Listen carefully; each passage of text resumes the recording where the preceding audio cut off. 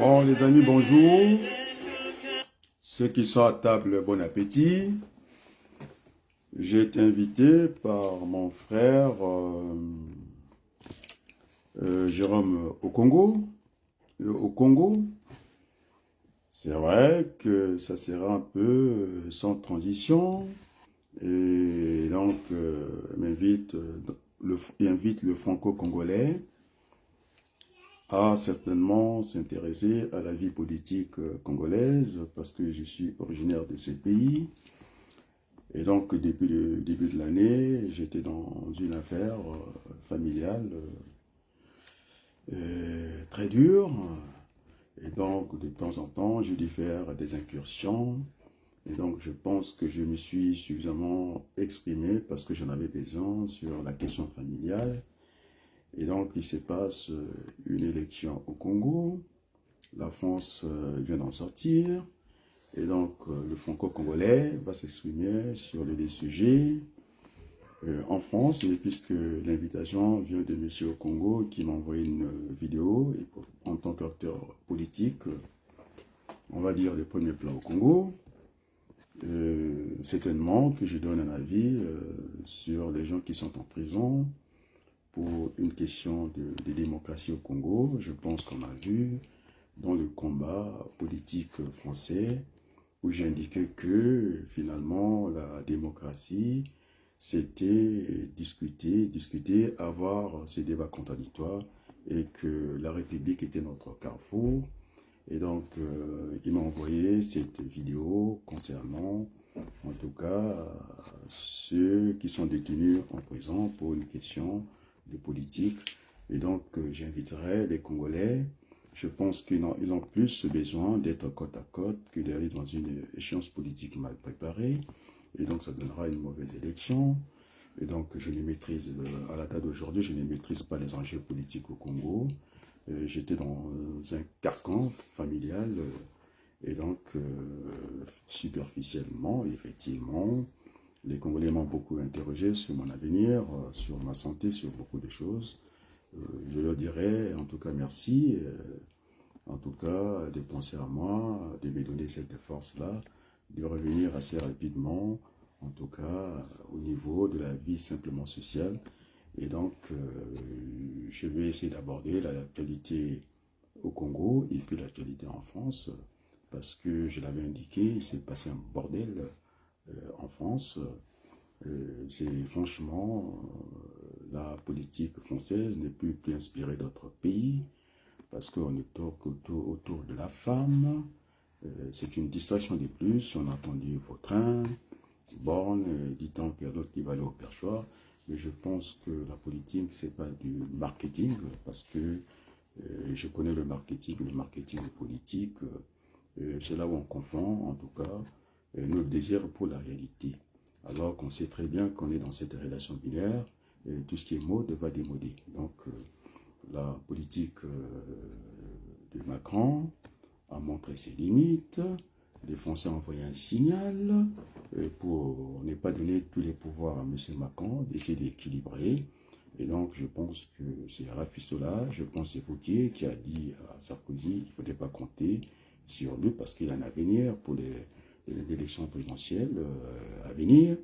Et donc, il ne va pas rentrer dans ces bricoles politiques. Je pense que c'était aussi la position de l'actuel président de droite, LR, Jacob, qui va certainement laisser son poste parce qu'il n'a pas été candidat à la députation. C'est une question de légitimité, je pense bien. Et puis, il ne faut pas oublier aussi Bertrand, qui est dans le Nord, qui dirige aussi une grande région. Et donc, on ne peut pas faire la politique. C'est vrai qu'il y a la politique des salons. On a vu ça à l'époque de Arafat et puis le premier ministre Rabin. Ça existe, mais je pense que les Français, c'est une démocratie, ils n'ont pas besoin de cela. Ils ont donné un signal. Et donc, de travailler avec cette majorité minoritaire parce que M. Macron, le mouvement Ensemble, n'arrive pas à totaliser les 289, j'allais dire 290, cette majorité relative, elle est même pas courte, donc elle est minoritaire. au niveau du nombre de sièges à l'Assemblée nationale. Et donc, assez rapidement, je pense que les Français devraient être invités à nouveau, assez rapidement, vers les urnes.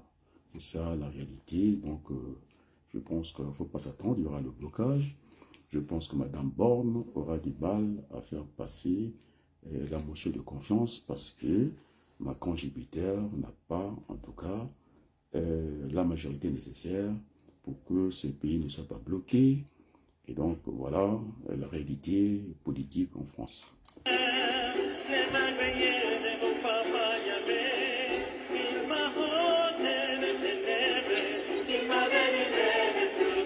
Donc, je disais, le franco-congolais est aussi invité d'avoir quelques mots sur son pays d'origine par rapport aux échéances politiques. Moi, je n'ai pas très bien suivi.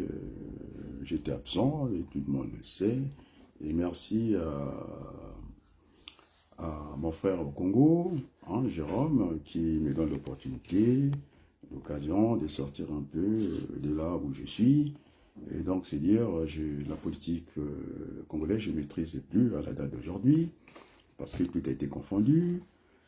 Au niveau du changement de la Constitution, je pense que la Constitution congolaise n'a pas été votée, mais vous avez cette élite, ces juristes, ces économistes, ces sociologues, qui ont floué, en tout cas les Congolais, et donc le référendum était passé pour une Constitution, et donc partant de là, j'avais perdu pied, et donc j'avais un regard dans le pays où je vis, plus de 40 ans, la France, où je sais de donner le rayonnement, en tout cas de l'Afrique, pour ne pas parler du Congo, et donc j'ai du mal à suivre ça.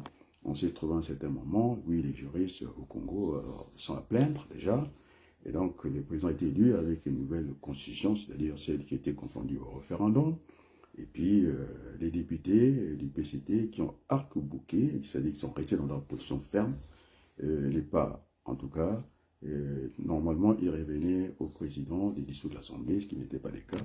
Et donc, mon pays a fonctionné entre-temps avec deux constitutions, donc j'ai du mal à suivre déjà. Le calendrier politique congolais qu'on essaie de coller au calendrier politique français, ça n'a rien à voir. Ici, je pense que le calendrier politique a été, en tout cas, changé, modifié par Lionel Jospin, parce qu'il savait qu'il fallait coupler, en tout cas, l'élection présidentielle aux législatives, des façons d'avoir des majorités claires, mais bon, quand ça rate, et c'est ce que je disais, il ne fallait pas faire de la politique une prévision, c'est-à-dire une certitude, et qu'il fallait autour de cela, j'ai introduit cette notion en France de la prospective politique, c'est-à-dire mettre des scénarios. Et donc, il y a des scénarios, catastrophes, c'est ce que disait même Alfred Jarry, le Premier ministre n'est pas pour son temps, seulement de prévoir ce qui est prévu, il doit juste être capable de prévoir l'imprévu, c'est ce qui arrive en France. Bon, maintenant, c'est comme ça, donc j'ai eu du mal à suivre les échéances politiques, tellement qu'on a mis la famille au centre, ça n'a rien à voir. Et donc, ce qu'on peut souhaiter pour mon pays, ce n'est pas les élections, au contraire, quand on a perdu la direction, c'est de revenir au carrefour, c'est-à-dire le dialogue national inclusif, sans chasser personne, et qu'on trouve les Congolais face à face, c'est-à-dire c'est un moment aussi parce qu'on ne peut pas faire autrement. Ceux qui sont détenus, en tout cas à la maison d'arrêt, c'est le seul moyen pour leur tirer de là, et que, afin de faire partir ce Congo dont nous aimons, même de loin. Et donc quand je parlais des Congolais de l'étranger, parce que je fus candidat à la députation française pour les Français de l'étranger, et donc je ne me suis pas jamais reconnu dans la diaspora congolaise. C'est un bordel, tout le monde le sait, c'est la pagaille, et nous, il y a des gens qui n'ont rien à faire à la politique, alors que c'est ce que j'appelais le troisième département, c'est-à-dire le 13e département du Congo, parce que les Congolais de l'étranger, ils participent financièrement à l'équilibre de la balance de paiement, je ne sais pas, la balance économique de notre pays, par le Western Union, et puis les MoneyGram, et d'ailleurs c'est pas assez, et donc ce sont des établissements financiers, et que notre pays, puisque nous travaillons avec la France, c'est d'installer un peu les banques, de suivre un peu le chemin normal du développement, que de nous enfourcher toute la matinée, tout le matin, et donc notre pays nous appelle tous à la réconciliation et non aux élections législatives. C'est pourquoi ce n'est pas une indifférence de ma part.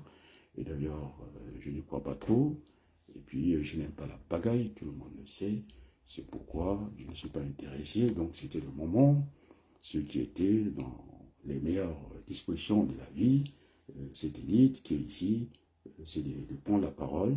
Il fallait qu'ils prennent la parole pour parler, en tout cas, de la politique dans notre pays. Donc, je sais pas si je maîtrise encore, partant de ce que j'ai rappelé du référendum. On a tout faussé et donc j'ai du mal à suivre la politique de mon pays d'origine.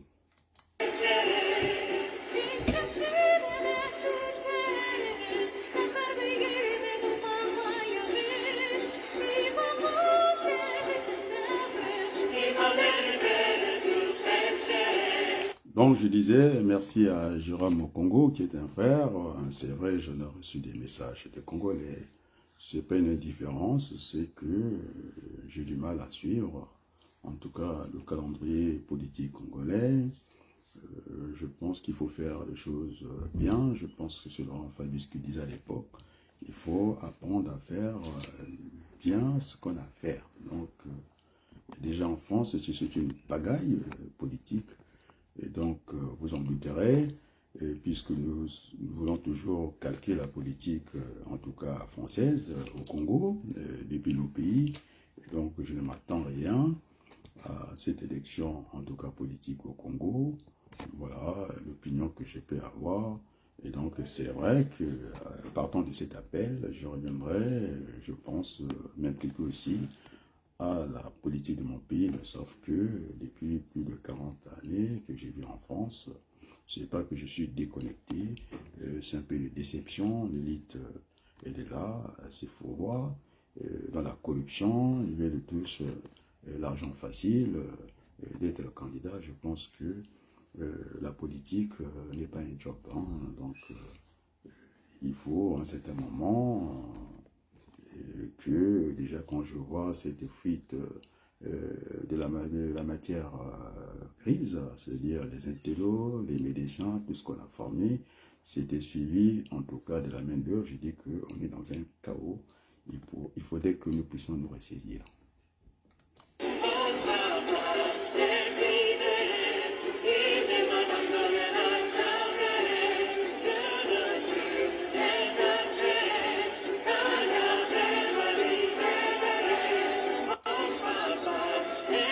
Donc, je disais que je ne me reconnais pas dans la diaspora congolaise, on me connaît, donc je ne suis pas dans ces draps sales. La politique, je pense, c'est une science, ça demande une certaine maîtrise, une certaine connaissance, et puis n'importe qui ne peut pas s'improviser dans la politique comme ça. C'est pourquoi, à un certain moment, j'ai pris des distances. Il y a des gens qui n'ont rien à faire là-dedans, donc qui sont là. On les a vus à la place de Paris faire tuer n'importe quoi. Et donc, c'est pourquoi c'est un repli tactique, on va dire, comme ça. J'écoute, mais bof, je ne suis pas intéressé parce que j'aime pas le voyeurisme. Vous m'avez entendu, j'aime pas ça. Et puis, bon. Donc, c'est triste hein, pour notre pays. Donc, les Congolais sont invités, pour moi, hein, ils ne sont pas invités à une élection politique plutôt. Ils devaient rechercher, en tout cas, le dialogue national, que les Congolais ne se regardent pas en chien de faïence. J'ai l'impression que c'est une élection familiale, on parle que des familles, une succession, la politique, nous ne sommes pas un royaume, donc tout ça samedi soir, et puis le dégoût, hein, simplement, donc je n'ai pas à mettre mon nez là-dedans, ça me désole, voilà.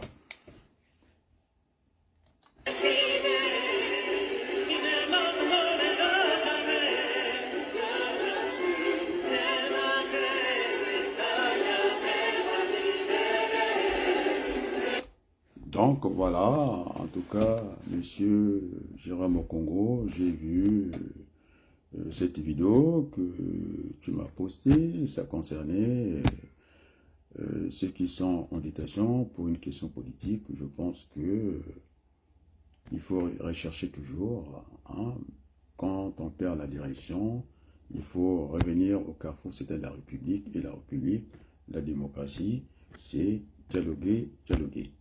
Et donc, on ne peut pas demander au peuple congolais d'appuyer sur l'accélérateur et entre-temps, on n'a plus de frein. C'est un mouvement qui est nul. Et donc, le Congo a besoin de tous ses fils pour bâtir ce Congo. Et le développement de notre pays ne viendra pas des autres. En train d'attendre les transferts technologiques. Nous avons une monnaie qui est paresseuse, le franc CFA, il ne vaut rien. Elle participe à aucune compétition, alors qu'on sait qu'il y a le marché monétaire. Et donc, il participe à cet échange-là. Donc, il y a beaucoup de choses à revoir dans la vie économique de notre pays, parce que la monnaie était quand même un levier de l'économie. On peut faire de la politique aussi monétaire. Donc, on n'a pas la maîtrise de notre propre monnaie. On nous a dit que voilà, il fallait apporter des garanties au niveau du trésor public français, garanties pour qu'on soit dans la zone franc. J'avais pris l'exemple simple comme ça, j'ai de l'argent en banque, en compte épargne, j'ai des soucis financiers, je vais me diriger auprès de mon conseiller financier à la banque, qui ne pose même pas la question si j'avais quelques ressources au niveau de la banque, un tableau simple comme ça, et en voulant m'emprunter de l'argent, alors que j'ai de l'argent épargné qui produit certainement des intérêts. Et voilà comment fonctionne un peu notre Afrique francophone, avec la nouvelle génération, les générations futures, qui n'ont jamais été en contact avec l'Occident, c'est-à-dire le français qui était là. Et donc, ça pose énormément de soucis, des problèmes. Et je pense qu'il faut sortir de ce logiciel-là. Il faut dire les choses avec beaucoup de sérieux. Je suis un humaniste, universaliste. Donc, ce qui est bon pour le petit blanc devait être aussi bon pour les petits noirs. Voilà les discours que je tiens à la place du monde. Donc, tout ça, il n'y a pas de discipline budgétaire. On fait n'importe quoi, donc ce pays a besoin de retrouver l'ordre. Donc il n'y a pas d'ordre, c'est la pagaille, c'est celle que je suis en train d'imaginer en France, on va dire organisée. Mais chez nous, quand on parle de la pagaille, c'est le bordel. Voilà.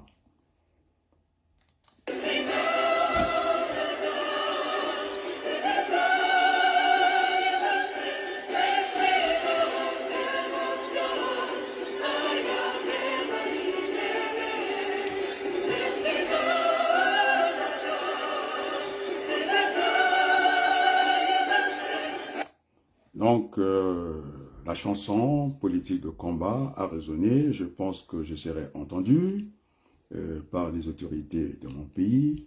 Je pense que on ne cherchera pas. Bon, je pense que le moment peut être privilégié, effectivement, de parler des enfants de tous les pays. Vous allez Nayamama, Moko. Et donc, c'est pas de construire une brutalité dont on n'a pas besoin. J'ai parlé du quartier Potopoto où j'ai vécu, j'étais à la grande école de Potopoto. Il y a toutes les rues au nom d'ethnie, Bakongo, la rue Makwa. Mais j'ai l'impression que dans chaque rue, nous avons construit ces murs-là de la haine, alors que les Congolais sont appelés à s'asseoir et puis pas face à face. Et essayons de construire ce pays. J'ai appris que les terres congolaises seront cédées, comme on appelle ça, à d'autres frères africains. Ça ne me dérange pas plus, parce que moi-même, je vis en France, je combats ces thèses-là, mais ça ne se passe pas comme ça, et ça veut dire que les Congolais sont paresseux, ils ne peuvent pas cultiver la terre, donc je pense que ce n'est pas bon. Non, je pense que on a parlé de ces projets, une école, un champ dans l'école et tout ça. Il faudrait que les Congolais retrouvent le chemin, en tout cas, du développement. Quand on parle du chemin du développement, on ne peut pas créer, en tout cas, la richesse dans un pays par ses artifices ou par des emplois bidons. Je pense que ça passe par la création, oui, non, par la production de biens et services marchands. C'est là qu'il faut aller, en mettant en tout cas l'économie réelle, c'est ce que je dis, pas pointillé, c'est pas celle de l'information, et puis repartir parce que il n'y a pas d'économie forte, il n'y a pas d'économie, il n'y a pas de monnaie forte sans économie faible, ça n'existe pas. Et donc il faut commencer par le chemin du développement qui a été tracé en prenant les secteurs primaires, faire de l'agriculture, de la pêche, un peu tout ça, et puis penser à la seconde étape, la transformation et puis la distribution. On a vu que le progrès économique, forcément, va générer, en tout cas, le développement, en tout cas social, mais j'ai l'impression chez nous, eh bien, la croissance démographique est largement au-dessus de la croissance économique. On passe tout notre temps à se distraire, à raconter tout et n'importe quoi. C'est ce qui me désole un peu, que je prenne beaucoup de distance avec la politique de mon pays, parce que vous connaissez le sérieux, vous me connaissez sérieux, donc la diaspora c'est un pagaille, je le dis avec beaucoup de fermeté. C'est pourquoi il fallait leur laisser le terrain et que les Congolais découvrent de ce voyeurisme qui n'a pas sa place en politique. La politique, c'est quelque chose de sérieux. Il faut que les Congolais ne se regardent pas chez des faïences. Si c'est ça que vous voulez entendre, en tout cas mon frère, au Congo, je n'ai jamais été un lâche. Alors j'ai donné ma position, j'ai du mal à suivre le calendrier politique congolais, c'est le bazar, et puis voilà, donc c'est pas un désintéressement, c'est juste une prise de licence, voilà, de faire émerger ces sottises-là, parce qu'il faut que ça sorte, il faut que les Congolais observent ça. C'est un peu les Français qui disent, on leur a proposé une augmentation de salaire. Ils sont allés voter contre l'augmentation des salaires. Ça surprend. Vous avez des économistes comme les Piketty qui sont sortis et que finalement, ce que proposait Jean-Luc Mélenchon n'avait pas sa raison d'être. J'allais voir parce qu'il a fait la même école que moi, l'école haute sociale.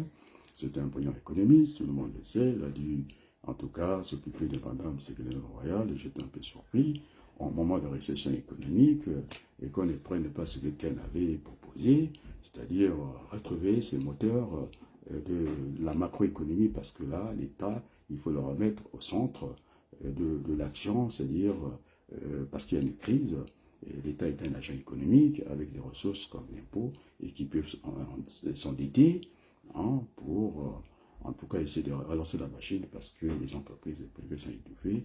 Je pense que j'ai eu gain de cause, j'ai entendu. Il y a eu la Banque de France qui s'est exprimée sur ça aussi. On voulait nous faire croire, ça c'est Piketty, de toute façon, on va augmenter le salaire. Ils pensaient à la spirale, augmentation du salaire, inflation, ainsi de suite, alors qu'on disait qu'il fallait mettre des garde-fous, c'est-à-dire des mesures d'accompagnement, débloquer les prix. Je pense que maintenant, ça commence à faire l'école. Même, je pense que M. Macron commence à penser à ça. Bon, moi, ce que je retiens, pour l'instant, ils ont voté contre l'augmentation des salaires et le blocage des prix. Moi, j'attends, au lieu de me parler des nanas, moi, je m'en fous avec les nanas, je n'ai pas suivi des nanas, on ne parle que de ça, la législation. Les Français veulent, en tout cas, les prix baissent à la pompe. Alors, la guerre, dit-on qu'il y a des bénéficiaires là-dedans, qui tirent des ficelles. La guerre, c'était toujours ça. Il n'a jamais été propre. Il y a toujours des profiteurs de la guerre. Et donc, il faudrait que les Français soient exigeants avec les gouvernements. Parce que s'il y a la guerre, vous avez déjà détruit, en tout cas, comment on appelle ça, le circuit d'acheminement de cette matière-là, de ce produit-là. Et donc, il ne faudrait pas qu'on soit différent de ce qui se passe, en tout cas, entre les deux pays, entre la Russie et l'Ukraine. Donc, nous devons nous interroger par rapport à ça.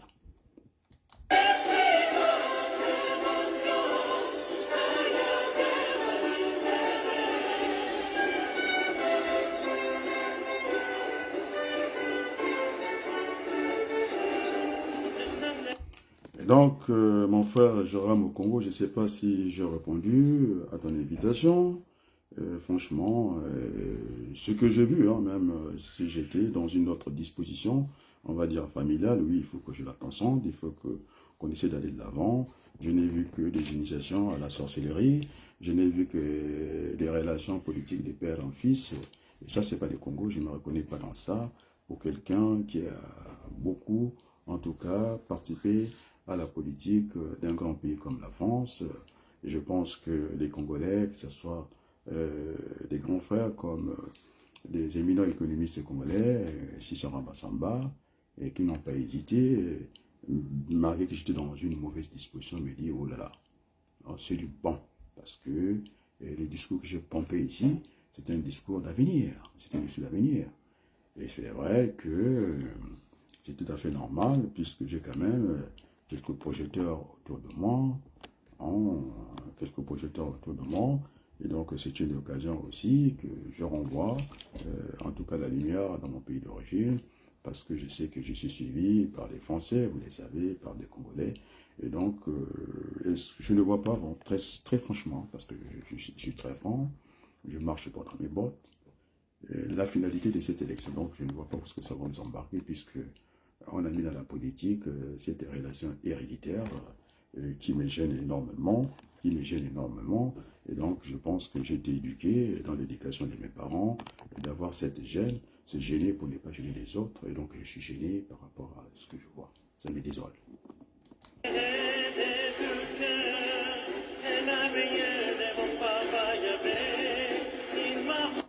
Donc j'étais à l'école où on enseigne cette relation binaire, hein, c'est le logisticien, bon je dirais pas logisticien, je suis économiste, par la suite je suis gestionnaire, et puis bon, on peut mettre le logisticien, donc j'ai fait tout ça.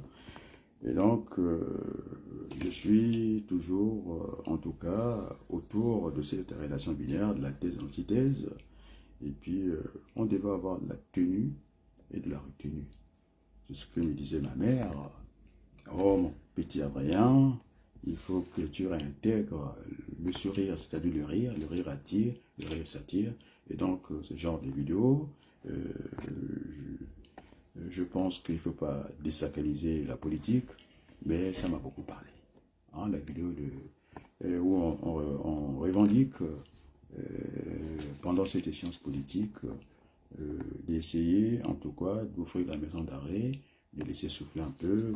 La prison n'est pas un lieu pour garder les gens politiques. Oh oui, puisque j'ai une expérience de l'administration pénitentiaire, j'ai été en tout cas enseignant, formateur dans ce milieu-là. Ce qui est quand même marrant, ce qu'il faut reconnaître, il y a des gens qui sont dans la maison d'arrêt qui n'ont rien à y voir, mais pour des besoins d'enquête, ils se trouvent là-bas. Donc vous avez des gens qui sont détenus parce qu'ils ont été jugés, et puis il y a des gens qui attendent le jugement, qui sont là pour les besoins de l'enquête. Et donc je pense que vaut mieux, hein, c'est une règle d'or en droit, vaut mieux acquitter un coupable que de condamner un innocent. Et donc, il faudrait que aussi, ces magistrats, on ne peut pas passer notre temps, beaucoup d'années d'études, telles que je le prends en France ici, et des torts partagés, ça n'a pas vraiment grand sens. Et puis, quand on a fait, j'ai interrogé mon médecin du travail, après, je ne sais pas, 2 ans de médecine, qui rentre dans la complaisance de certains chefs d'établissement, de caresser l'épaule dans le sens, alors ça me désole, pourquoi voulez-vous ce monde en bas, cette fente en bas, ce monde en bas puisse suivre quand on a été formé pour dire la vérité, on trafique la vérité, voilà, c'est le bazar, c'est le désordre en France, c'est le désordre au pire encore au Congo. Et donc, je ne me retrouve pas dans ça, et donc je suis en train d'assister en France cette histoire de femmes. Il faudrait qu'il y ait une femme, 2 femmes qui doivent entourer le président. Mais ça donne quoi? Présidente de l'Assemblée nationale, ok? Je pense que ce n'est pas une question des femmes à l'Assemblée nationale. Et ça, c'est du marketing, c'est la mode, ça va démoder assez rapidement. Tout ce qui est mode, ça les fait d'un petit temps et puis ça. Donc, il y aura ces blocages, qu'on le veuille ou non. Cette majorité artificielle, oui, une femme à l'Assemblée nationale, une femme à Matignon. Et combien de temps le président a été élu? On parle que de ça. Donc, ça me gêne énormément, hein, de parler que des femmes. On m'a vu que je n'ai pas de problème avec les femmes, mais ça me dérange, ça me dérange. Et puis voilà.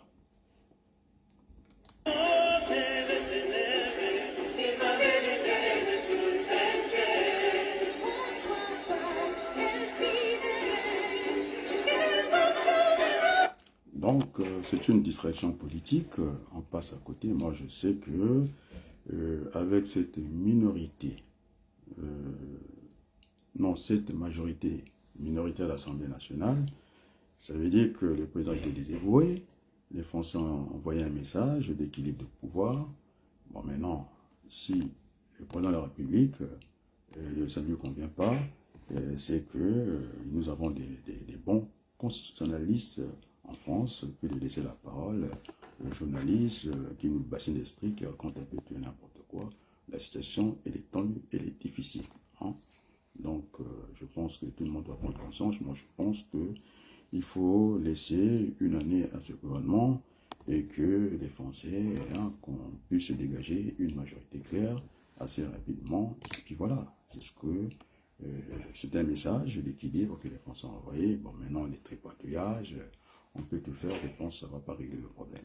Donc, on sera dans cette crise institutionnelle.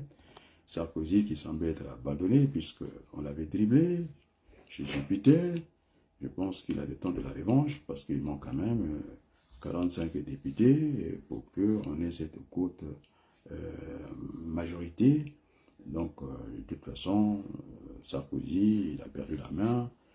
Wauquiez lui a dit, il ne faut même pas compter sur lui parce qu'il prépare les séances futures. Bertrand n'a pas dit un mot. Pécresse, il ne faut pas l'enterrer rapidement. Et donc, nous, qui étions à gauche, heureusement que j'avais bien défini, nous n'étions pas des extrémistes, parce que nous sommes partis de moins l'infini de la gauche, c'est-à-dire les communistes ont avancé, on a rencontré les socialistes. Après les socialistes, nous avons toute cette marche-là. Dans le mouvement, on a rencontré les écolos, et puis pour aller vers le centre, la société civile.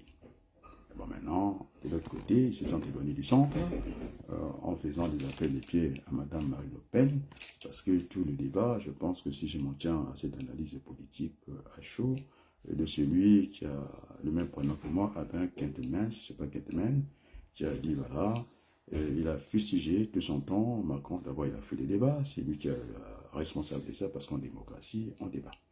Donc, il a fait les débats, et donc ça donne ce chaos-là.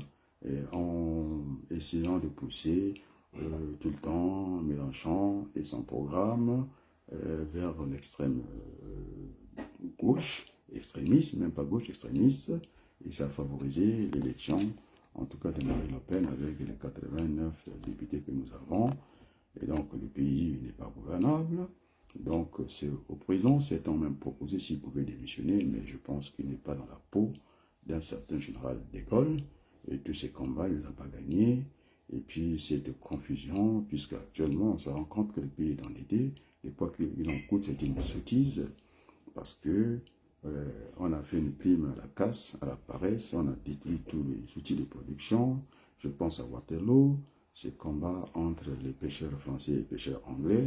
En tout cas, il a perdu la face. Mais si c'était pour aller, en tout cas, chercher du poisson, dans des eaux, en tout cas africains, je pense que la France aurait montré ces muscles-là. En tout cas, devant les Anglais, ça a été du Waterloo, donc il a perdu la face.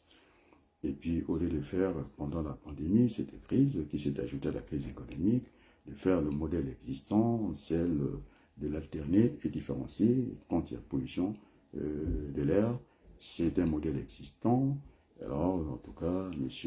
Jean Castex, je sais pourquoi on l'a congédié d'ailleurs. Il ne devait pas être viré avant une élection législative. Macron fait tout ce qu'il veut, il veut modifier l'esprit de la Ve République.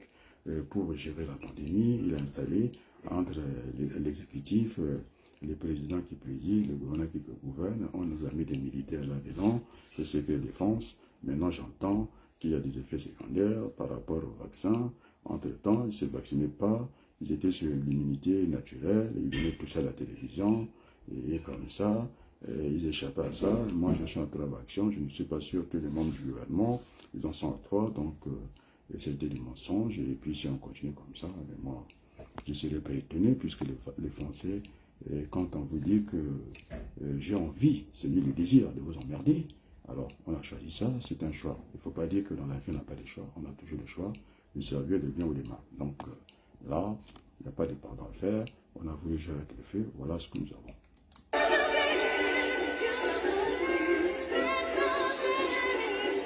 Il ne faut pas se tenir, nous avons que les dirigeants que nous souhaitons. Alors, on avait les cartes de la démocratie, une élection pour donner, en tout cas, favoriser cette cohabitation.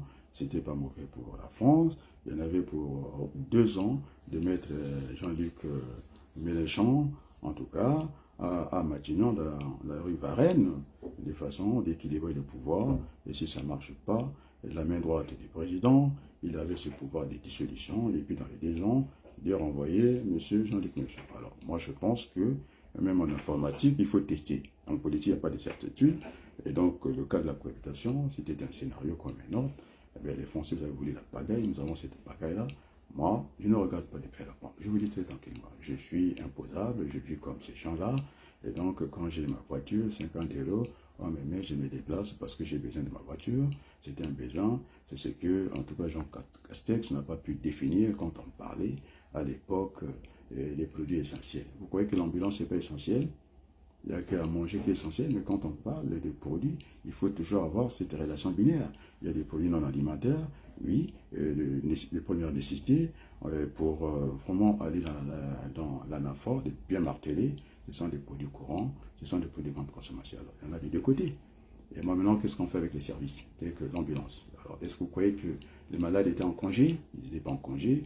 Eh bien, s'il y a un problème de maintenance de véhicules, il fallait faire tourner l'économie avec ces modèles rotatifs, parce qu'ils sont dans les mêmes conditions dans cette économie libérale de la concurrence. Et donc, qu'on soit petit, qu'on soit grand, lorsque vous avez à vendre du Coca-Cola, et il devait être aligné à la même enseigne, on a fait prime à la casse. On a cassé l'outil de production. Même si vous n'avez pas la production, comment vous allez créer le plein emploi? Donc, j'ai du mal des fois à suivre Piketty, j'ai du mal à suivre Macron, qui est le président sortant, sans bilan, et à faire des mixtes. Il veut des nucléaires, mais c'est en Afrique, l'Iranien faut aller chercher. Il veut des gaz.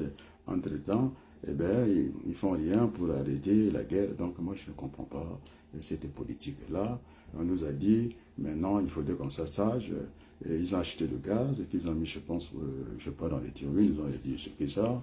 Bon, heureusement, le gaz, on peut le stocker, on peut le mettre dans les bouteilles. Mais vous, imaginez, l'électricité ne se stocke pas. Hein? On aurait eu de gros soucis. Maintenant, il faut qu'on soit sérieux, qu'on soit comme ça. Donc, je pense qu'il faut diriger le pays, mais pas avec des mensonges. Le mensonge a été, en tout cas, l'art de gouverner, c'est le beau pays, la France. Un peu de musique.